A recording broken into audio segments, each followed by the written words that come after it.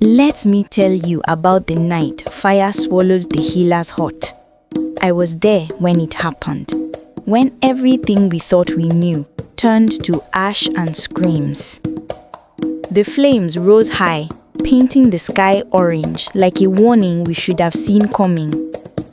Villagers ran toward the burning hut, shouting that evil spirits were attacking our village.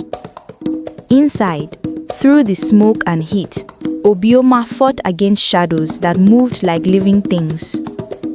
He dragged a body across the floor, his voice breaking as he screamed words that made our blood run cold. "She is feeding on them, can't you see? She's taking their spirits." We rushed inside, expecting to find death and destruction. But what we saw made no sense at all. The room was strangely calm. The body Obioma came to be saving was breathing peacefully. And there, standing in the center of it all, was Inena, the healer. Not a single burn mark touched her skin. Not one hair on her head was singed by flames that should have consumed her. She looked at Obioma with eyes that seemed too deep, too knowing. Her voice came soft as silk, but it carried weight that pressed against our chests. "You should not have seen that." Before I tell you what happened next, you must understand how Inena came to our village. You must know how desperate we were, how ready we were to believe in anything that looked like hope. The fever had been killing us for 3 full moons. It started with the children, then spread to our strongest men. Their bodies would burn hot as cooking stones, then turn cold as river water. Nothing could stop it. Our old herbalist, the man who taught Obioma everything about healing, tried every remedy he knew. He boiled roots until his fingers blistered. He crushed leaves until his hands bled. But one by one, he watched his patients die. Then the fever took him too. We buried him under the Iroko tree, and with him went our last hope. Mothers stopped singing, fathers stopped working their farms. We were a village waiting to disappear. That's when she came. Nena walked out of the forest, like morning mists taking human form. She carried a leather bag filled with herbs we had never seen before. Her eyes were kind, her smile gentle. She asked for nothing except a chance to help. When she touched the chief's dying son, placing her strange herbs on his burning forehead, something impossible happened. The boy's eyes opened. After that first miracle, our village transformed overnight. Hope returned like birds after a long dry season. Nena moved from hut to hut, curing the fever that had haunted us for months. One after the other, the dying opened their eyes. Mothers wept with joy. Fathers danced in the village square. Even the oldest among us, who had seen many seasons come and go, said they had never witnessed such powerful healing. The chief declared her a chosen one, sent by the gods to save us. People brought gifts to her new hut: yams, palm wine, chickens, cloth. But Nena refused everything valuable. She would smile gently and shake her head. "I need no payment for doing what the spirits have called me to do," she would say. But there was one thing she always requested, just one small thing that seemed harmless at the time. "A strand of your hair," she would tell each person she healed, "so I may remember you in my prayers." People gladly gave it. What was one strand of hair compared to a life saved? They would pluck it themselves and place it carefully in her hands. She would fold it into a small black pouch that hung from her waist. Obioma watched this happen again and again. he noticed something nobody else seemed to see. That pouch grew heavier each day. Obioma tried to ignore the strange feeling growing in his chest. He told himself it was grief over his master's death. He told himself it was jealousy that another healer has succeeded where his master had failed. But then he saw something that made his hand shake. It happened on a bright afternoon when he went to fetch water from the stream. The path ran behind Nena's hut, where she often walked while preparing her herbs. Obioma saw her coming toward him, her wrapper catching the sunlight, her face peaceful as she hummed a song. Then he noticed her shadow on the ground. It moved before she did. Just a moment before Nena took a step, her shadow stepped first. Like it was leading her instead of following, like it had a mind of its own. Obioma blinked hard, thinking the sun was playing tricks on his eyes. When he looked again, everything appeared normal. Nena's shadow moved perfectly with her body, the way shadows are supposed to move. She smiled at him as she passed. "Good afternoon, Obioma. The water is fresh today." He managed to nod, but his throat was too tight to speak. That night, sleep came hard. When it finally pulled him under, he dreamt of that shadow. In his dream, it separated from Nena completely and stood alone in darkness. Then it turned to face him, and he whispered his name.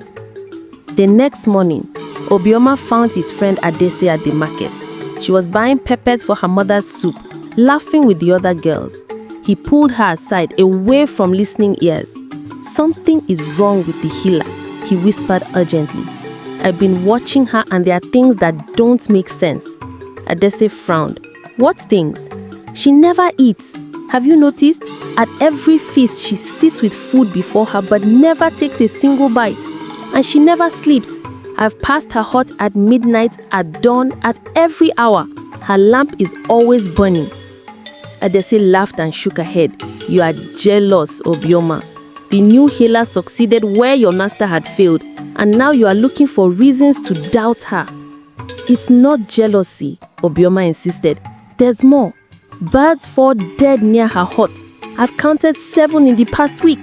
And the plants around her dwelling are turning brown, even though we are in the rainy season." "You're imagining things," Adaize said, turning back to her peppers.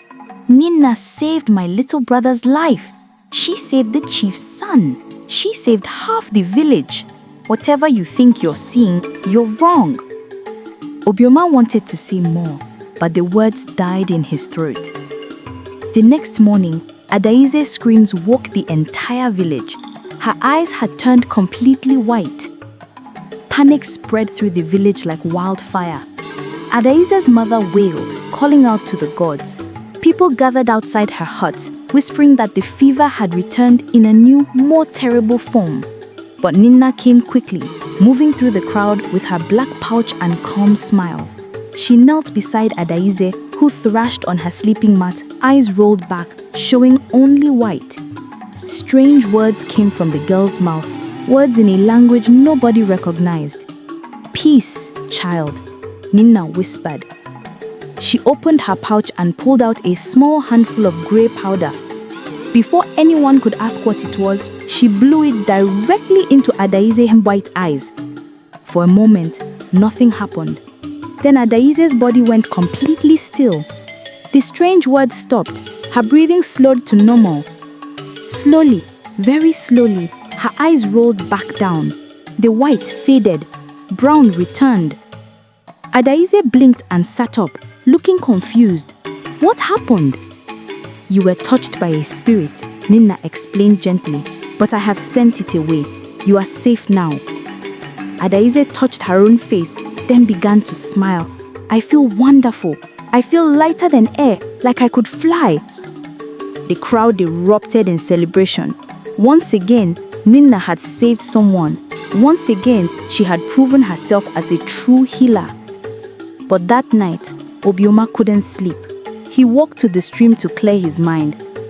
He saw Adaize in the moon's reflection on the water. she was smiling. But when he looked up, her real body lay sleeping on the bank, eyes closed and face blank. 3 days passed. Obioma tried to convince himself he was seeing things that weren't there, but his training as a herbalist wouldn't let him ignore what his eyes were telling him. He decided to gather herbs from the forest, hoping work would quiet his troubled mind. The path took him past the area where Nina collected her medicine. He had never gone there before, always respecting another healer's gathering grounds. What he found made his stomach turn. Every plant Nina had touched was dead, not just dying or wilted, but completely black, as if fire had consumed them from the inside. The leaves crumbled to ash when he touched them. The stems broke like burnt sticks. The ground around each plant looked sick, the soil gray instead of the rich brown it should have been. He knelt down and smelt the earth. Blood. The soil smelled like old blood, even though he could see none. His hands trembled as he began to dig, needing to understand why the ground would carry such a scent. His fingers hit something hard wrapped in cloth. He pulled it out and unwrapped it carefully. Small bones fell into his palm, too small to be from any animal he knew, too perfectly shaped to be anything but what his mind was screaming they were. Human finger bones. He sat there in the forest with the bones in his hands and finally understood why his master might truly have died. Not from fever, from knowing too much. Obioma wrapped the bones carefully and carried them through the forest to the far edge of the village. There, in a small hut that smelled of incense and age, lived Elder Okenna. The elder had been blind since birth, but people said he could see things others could not. He read the world through touch and sound, and something deeper that had no name. Elder, Obioma called softly at the entrance. I need your wisdom. Come in, young herbalist. I have been expecting you. Obioma entered and knelt before the old man. How did you know I would come? Because I heard the dead trees crying 3 nights ago, and I knew someone with eyes would eventually see what I could feel. Elder Okenna held out his weathered hand. Show me what you found. Obioma placed the small bones in the elder's palm. The old man's fingers moved across them slowly, carefully, like he was reading words carved into their surface. His face grew darker with each passing moment. Finally, he whispered, "These are not animal bones, child. They were taken from the living." The hut suddenly felt colder. What does that mean? Elder Okenna handed the bones back, his blind eyes somehow finding Obiona's face. It means the healer is not what she appears to be. It means she is taking something from those she heals, something more valuable than hair. What should I do? The elder's voice dropped even lower. If you keep looking, she will start to see you. And when she sees you, boy, she will have to act. Despite the warning, Obioma knew he couldn't stop now.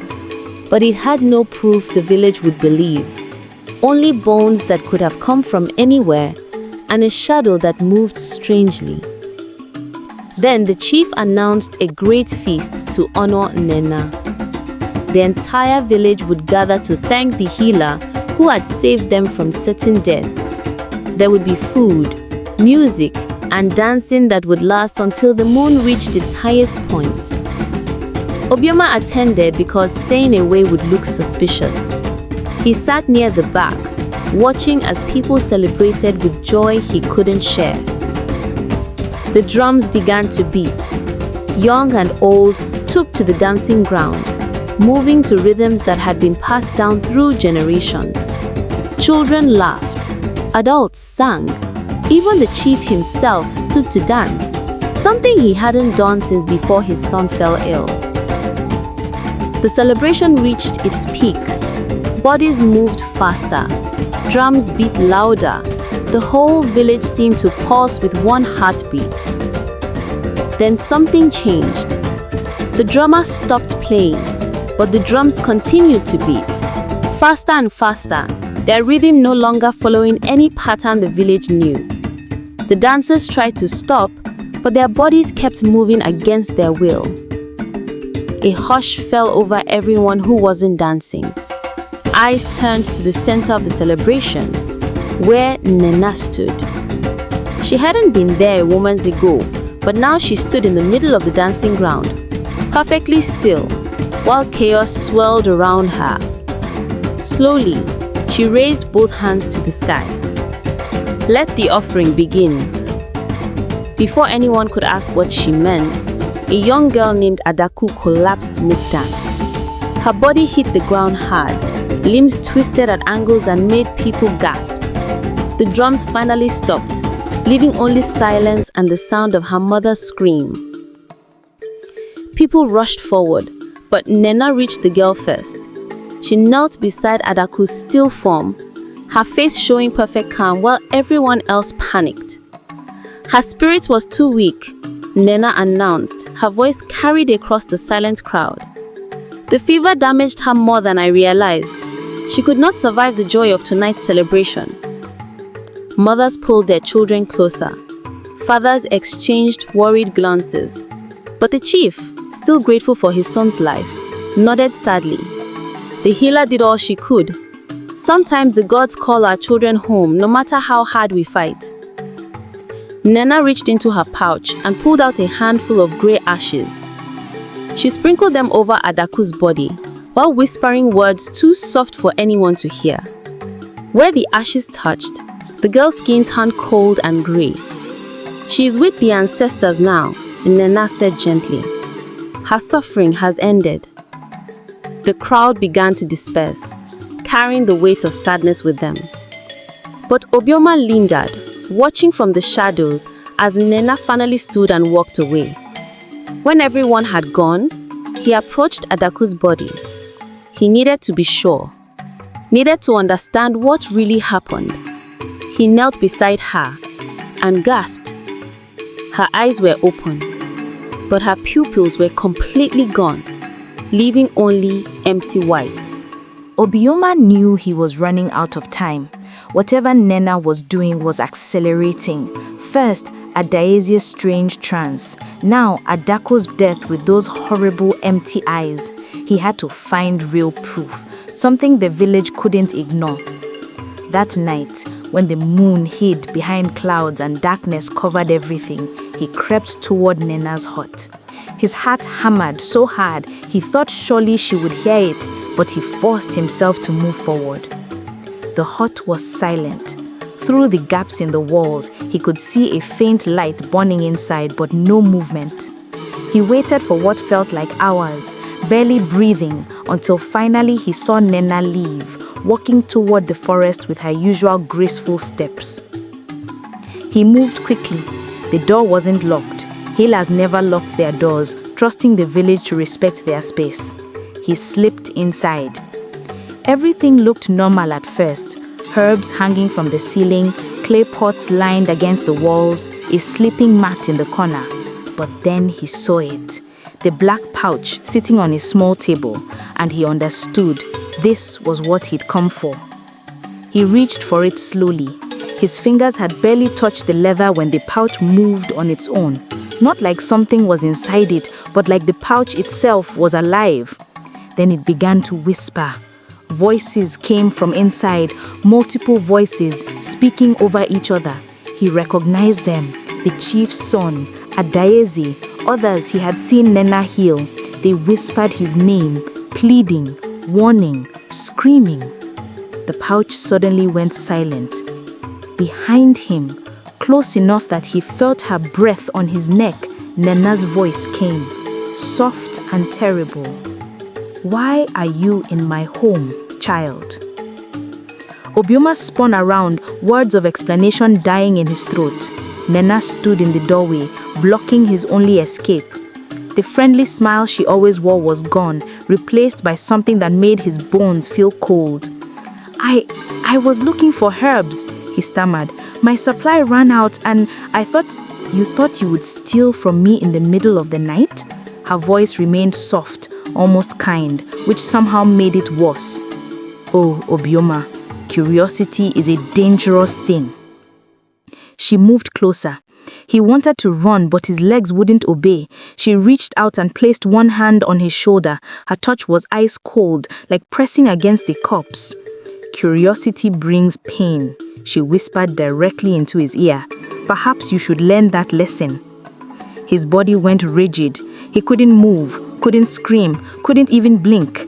His mind remained awake and aware, trapped inside a body that had become a prison. He watched helplessly as Nena smiled and pulled something from her pouch, a powder that glowed faintly in the lamplight.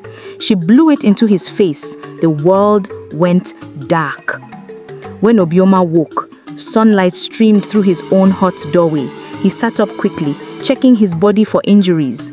Nothing. He felt perfectly fine, better than fine actually. His usual morning aches were gone. His vision seemed sharper. Outside, he heard voices praising Nena again. Apparently, she had found him collapsed in the village square and healed him from some mysterious illness. The village loved her even more now. Obioma stumbled outside, trying to understand what had happened. Villagers greeted him warmly, thankful he had recovered from his sudden illness. Several people mentioned how lucky he was that Nena had found him. "She saved your life, just like she saved my son," the chief said, clasping Obioma's shoulder. "Perhaps now you'll stop doubting her gifts." Obioma nodded numbly, unable to form words. Something felt wrong, like part of him was missing, but he couldn't identify what. Then he looked down at his wrist. A symbol was burned into his skin. Dark lines formed a pattern he didn't recognize, circular, with strange marks inside that seemed to shift when he looked directly at them. He rubbed at it frantically, but the symbol wouldn't fade. That's when he noticed Nena watching him from across the village square. She wore her usual gentle smile, but her eyes locked onto his wrist. Then she raised her own arm slightly, and he saw it, an identical symbol on a bracelet she wore. She gave him a small nod, as if acknowledging a shared secret, then turned and walked away. Obioma ran to the stream, desperate to wash the mark off. He scrubbed until his skin turned red and raw, but instead of fading, the symbol began to bleed. Not normal blood, something darker, thicker, like oil mixed with rot. The bleeding stopped as suddenly as it started, leaving the mark as clear as before. That night, unable to sleep, he finally drifted off near dawn. In his dreams, Nena appeared beside his sleeping mat. She reached into his chest without cutting the skin and began to pull. Something invisible came out in her hands, something that looked like smoke but felt like his very soul. He woke up screaming. Days passed. The mark on Obioma's wrist grew darker instead of fading. He tried to hide it beneath cloth wrappings, but it burned whenever Nena was near, like a warning or a chain connecting them. He knew he had to find answers, but everyone he tried to talk to dismissed his concerns. The village had never been happier. The fever was gone. Crops were growing well. Children played without fear. Why would they listen to someone warning them about their savior? Desperate, Obioma went to the river at dawn when the water was stillest and clearest. His mother had once told him that rivers remember everything, that if you looked carefully into their depths, you might see truths hidden from normal sight. He knelt on the bank and stared into the water's reflection. At first, he saw only himself, tired and scared. But then, the reflection began to change. The water showed him the village square, but not as it was now. In the reflection, all the villagers stood in neat rows behind Nena. Dozens of them, maybe the entire village, standing perfectly still. Their eyes were all white, pupils gone, just like Adaku's had been. And Nena stood at the front, her hands raised, controlling them like a master puppeteer controls wooden dolls. Obioma's hands shook. He looked up from the water, needing to see that this was just a vision, just a warning of what might come, not what was. The riverbank was empty. The morning birds sang, normal life continued everywhere around him. He looked back at the water. The reflection was gone, showing only his own frightened face again. But he had seen enough. He knew what she was doing. Obioma returned to the one place he thought might hold answers, his old master's hut. Nobody had entered it since the herbalist's death. The village considered it cursed, believing the fever had poisoned everything inside. But Obioma knew his master better than that. The old man was suspicious of things others missed. If he had discovered something about this kind of evil before he died, he might have left clues behind. The hut's door hung crooked on its hinges. Inside, dust covered everything. Herbs had rotted in their containers. The air smelled stale and old. But underneath that, Obioma detected something else, the same smell of blood he'd found in the forest. He searched carefully, moving aside clay pots and digging through piles of dried plants. He was about to give up when his foot knocked against a loose board in the floor. Underneath, wrapped in oiled cloth, he found a carved bone. Not like the small finger bones from the forest. This was longer, maybe from a leg, and covered with careful marks. Words had been carved into its surface. Nena. Her name appeared again and again, surrounded by warning symbols his master had taught him meant eater of souls and death wrapped in kindness. But more important than the words was the drawing carved into the bone's end. It showed a heart, a human heart, buried beneath a specific tree. The drawing included enough detail that Obioma recognized the landmarks. As he stared at the bone, a whisper echoed through the empty hut, soft but clear. Find the heart before she finds you. Obioma carried the carved bone to Elder Okenna, the only person who might understand its meaning. The blind elder sat in his usual place, grinding herbs between two stones, his hands moving with practiced ease. "You've been busy, young one," the elder said, before Obioma could speak. "I can smell the old magic on you, old and dark and hungry." Obioma showed him the bone, describing the carvings and the drawing of the buried heart. Elder Okenna's face grew grave as he listened. "Your master was a wise man. He discovered the truth, which is likely why the fever took him first." The elder set down his grinding stones. "Have you heard the legend of the collector?" Obioma shook his head, then remembered the elder couldn't see him. "No, elder. Long ago, before our great-grandfathers were born, there lived spirits who grew jealous of human life. They wanted to walk among the living, to feel warmth and joy and all the things only the living can feel. But spirits cannot simply become human. They must steal life force from others." The elder's voice dropped lower. "The collector is one such spirit. She appears as a healer, offering miracles to desperate villages. And she does heal, truly heal. But the healing is a binding. She ties each person's soul to her own, slowly draining their life force to maintain her human form. When she has collected enough souls, she becomes immortal for another generation." Obioma's hands shook. "How do we stop her?" "She hides her true heart, her spirit heart, somewhere safe, usually buried beneath a tree whose roots can feed on death. Find the heart and destroy it before she completes the harvest." "When will she complete it?" Elder Okena's blind eyes somehow found Obioma's face. Tonight. Her next offering is tonight, and this time she'll take the entire village. Obioma ran from Elder Okena's hut, his mind racing. He had to warn everyone, had to make them understand the danger they faced. But as he rushed toward the village square, the sky began to darken. Crows, hundreds of them, maybe thousands, filled the air above Umuwaka. Their black bodies blocked out the afternoon sun, casting strange moving shadows across the village. Their calls echoed off the huts, a sound like death laughing. But the villagers didn't run in fear.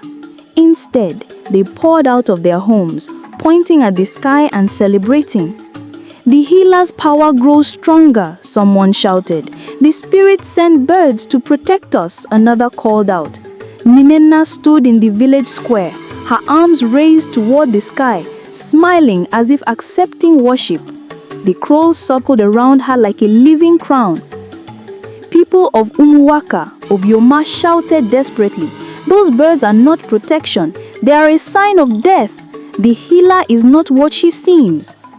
But his voice was drowned out by the celebration and the cawing of birds. "Obioma is still sick with jealousy," someone muttered. "He cannot accept that another healer succeeded where his master failed," another agreed. Obioma kept trying to explain, but nobody would listen. Then, as suddenly as they had appeared, the crows dove, not toward the village, toward him. He ran, ducking and covering his head as sharp beaks and claws tore at his clothes and skin. The crowd watched in horror, but nobody moved to help. Finally, the birds retreated, leaving Obioma bleeding on the ground. Through the pain, he saw Ninenna watching him, her smile never fading. "The spirits are displeased with your lies," she announced calmly. "Perhaps you will find peace." Bleeding and desperate, Obioma knew he had one last chance. If anyone could break through the village's blind trust, it would be the chief. The man's son had been saved by Ninenna, true, but he was also wise and fair. Surely he would at least listen. Obioma dragged himself to the chief's compound. The chief sat outside his hut, surrounded by his advisors, discussing plans for another celebration in Ninenna's honor. "Chief," Obioma gasped, falling to his knees before him.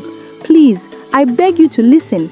The healer is not what she appears. She's using dark magic to bind our village. She's taking our souls." Enough! The chief's voice cracked like thunder. "You dare come to my home, bleeding and wild, to speak evil about the woman who saved my son's life? About the woman who saved this entire village? But chief, I have proof. The bones, the mark on my wrist, the way her shadow moves." "Shadows and bones prove nothing except your troubled mind." The chief stood, his face hard. "Nenna warned me you might try this. She said you're suffering from an illness of the spirit, one that makes you see darkness where there is only light." Obiama's heart sank. "She got to you first." "She healed me," a hollow voice said. The chief's son stepped forward from where he'd been standing in the shadows. Obiama looked at him and felt ice in his veins. The boy's eyes, though they appeared normal at first glance, held no real life behind them. He moved like someone walking in sleep. "She didn't cure me," the boy continued, his voice flat and strange. "She owns me, just like she will soon own all of us." The chief's face went white. "Son, what are you?" But the boy had already turned and walked away, his movements stiff and unnatural. For the first time, doubt flickered in the chief's eyes. Obiama didn't wait to see if the chief would finally believe him. Time was running out, and he had to find Nena's heart before nightfall. The carved bone showed a tree deep in the forest, marked by landmarks his master had carefully drawn. He ran despite his injuries, following the bone's map through dense undergrowth and twisted paths. Blood from the crow attacks left a trail behind him, but he couldn't stop to bandage himself. The sun was already beginning its descent toward the horizon. Finally, he found it. A massive tree that looked older than the village itself. Its trunk wider than 3 men standing side by side. Dark vines wrapped around it like veins, and the ground beneath was bare of any growing thing. Obiama fell to his knees and began to dig with his bare hands. The soil was cold and damp, clinging to his fingers like it didn't want to give up its secrets. He dug deeper, ignoring the pain in his torn hands. His fingers hit something solid. Not bone this time, but clay jars, the kind used to store precious things. Surrounding the jars were more bones, full skeletons twisted around the tree's roots. And then he heard it. Tom-tom, tom-tom. A heartbeat, not faint or weak, but strong and steady, as if the earth itself had a pulse. He dug more frantically now. The heartbeat grew louder. He could feel it vibrating through his hands, through his chest, like he was calling to his own heart. Finally, he uncovered it. A human heart, but not dead or dried. It was red and alive, beating steadily, wrapped in the tree's roots like a child held by its mother. Why destroy me? Obiama spun around. Nena stood at the edge of the clearing, but she no longer looked like the gentle healer the village knew. Her form flickered between beauty and decay, skin shifting from smooth and young to rotted and ancient. Behind her, shadows moved, dozens of them, shapes that looked almost human but not quite. Those are the people you healed, Obiama said, understanding flooding through him. You turned them into shadows. I gave them purpose, Nena corrected, moving closer. Her voice echoed strangely, as if many voices spoke at once. Every person I healed was already dying. The fever would have taken them all. I offered them a choice they didn't even know they were making. Die completely or live on as part of something greater. You are stealing their souls. I'm saving them. Her voice rose, cracking with something like genuine emotion. Do you think I wanted this existence? Do you think I chose to become a collector of lives? I was once human like you. I died alone and forgotten. And when I begged the spirits for another chance, this was the price. The shadows behind her moved restlessly, their forms suggesting faces Obiama recognized. The chief's son, Adieze, Adaku, all the people Nena had healed.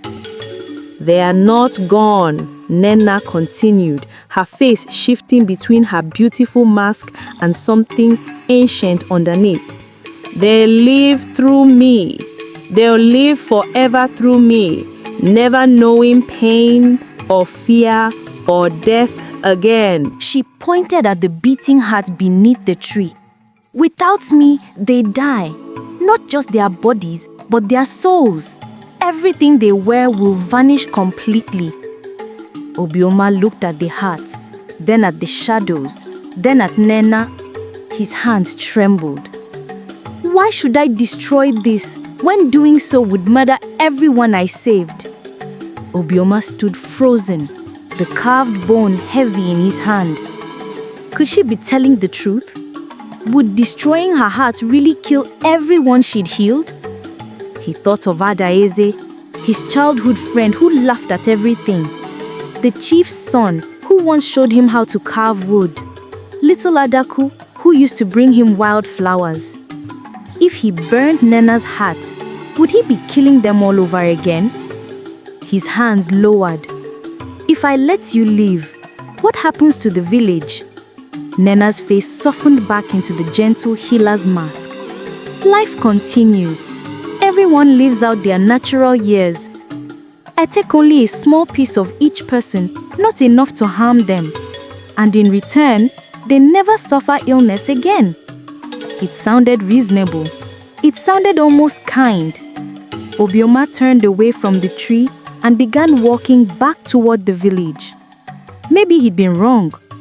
Maybe his jealousy had twisted everything into something evil when it was simply different from what he understood.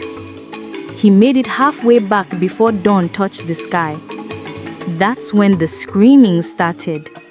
People collapsed in their huts, in the fields, in the middle of the village square. One after the other they fell, clutching their chests, gasping for air.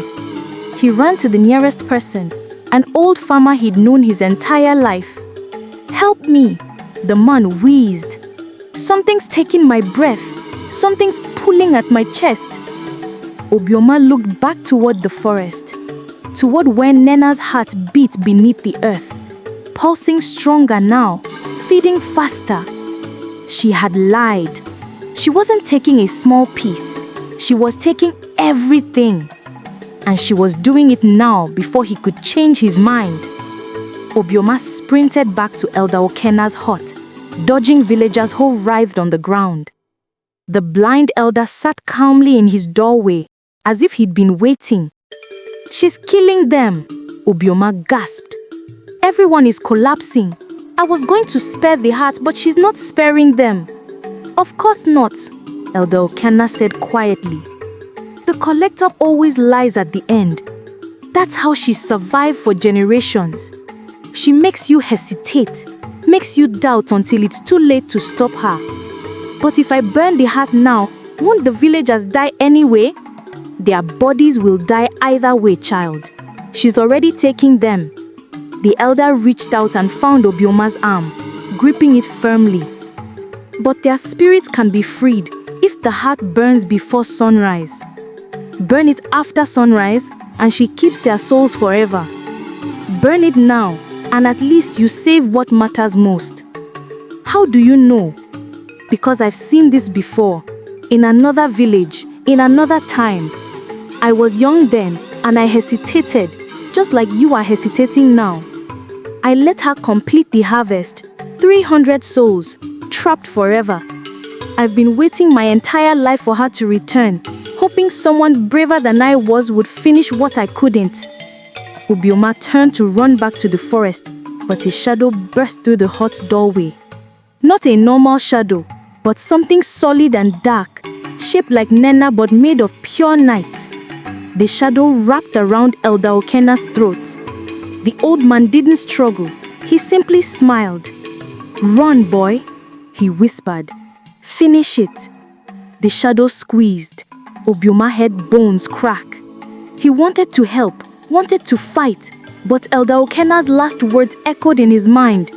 "Finish it." He ran. Obioma crashed through the forest, branches tearing at his skin, his lungs burning. Behind him, he heard Nena's voice calling his name, sometimes sounding gentle and kind, sometimes ancient and terrible. The tree appeared before him, its roots seeming to pulse with stolen life. The heart beneath it beat so loud now that it shook the ground. He could see it glowing through the earth, red and alive and monstrous. He grabbed a dead branch and pulled out the flint he always carried for making medicine fires. His hands shook so badly he could barely strike the spark. Once, twice, 3 times. Finally, a flame caught. He held the burning branch over the exposed heart. For one moment, he hesitated. In his mind, he saw all the faces of the people who would die. Good people, innocent people who had only wanted to survive. Then, he remembered Elder Okena's words. Their spirits can be freed. He thrust the torch down. The heart caught fire instantly, as if it had been waiting for this. Flames spread across it like water, blue and gold and colors that had no names. The tree itself began to scream, a sound that came from every direction at once, the sound of hundreds of trapped souls crying out. The ground shook, roots burst from the earth, writhing like serpents.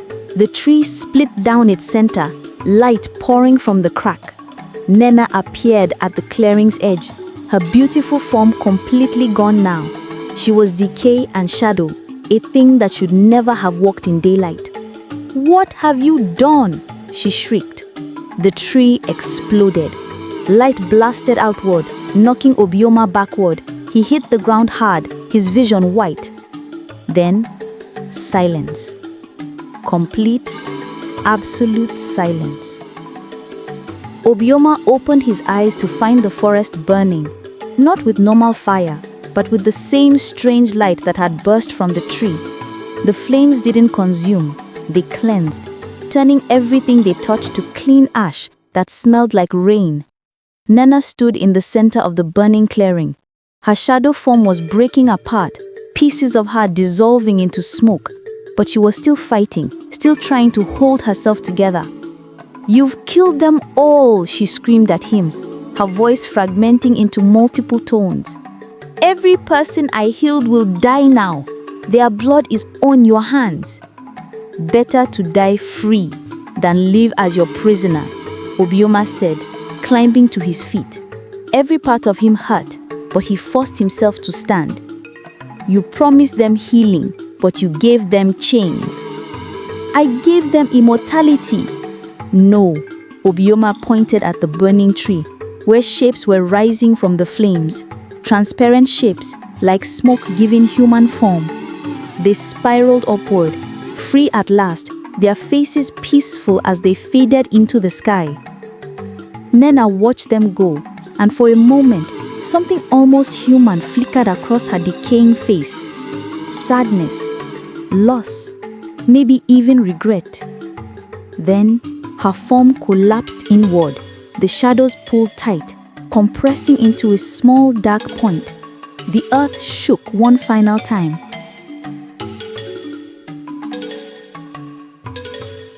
Nena's true heart, the spirit heart that had been feeding beneath the tree, burst from the roots.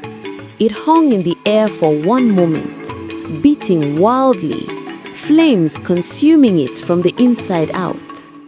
Obioma forced himself to watch, even though every instinct screamed to look away. He needed to see this through to the end. The heart exploded into light. The forest went silent. The flames faded. When Obioma could see again, Nena was gone. The tree was gone. Even the bones that had been wrapped in its roots had turned to clean white ash. He stood alone in a clearing that now smelled of fresh earth and new beginning. It was over. The sun rose clean over Umuaka for the first time in months. The heavy feeling that had pressed against the village since Nena's arrival was gone, lifted like morning mist.